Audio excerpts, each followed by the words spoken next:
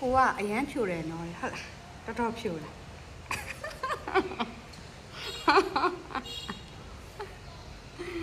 အော်ကာမပိုင်ယောက်ျားပါဆိုမှသူ့မိန်းမကိုဖြိုခြင်းတဲ့ချိန်ဖြိုလို့ရတာပေါ့24နာရီတောင်ဖြိုနေလို့ရတယ်သိလားဒီမှာကြည့်ဘလောက်တောင်ဖြိုလဲဆိုမှမှန်နော်ဘေဘီလေးကတက်တည်ပဲတွေ့လား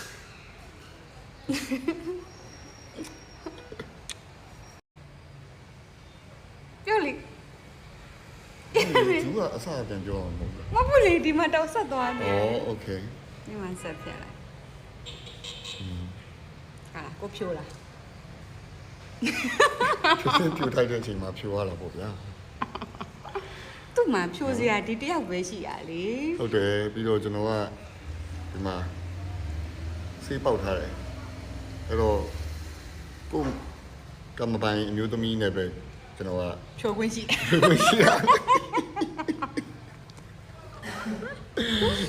ကိုလင်းကိုမရဖြိုတာဘာဖြစ်လို့လဲပြော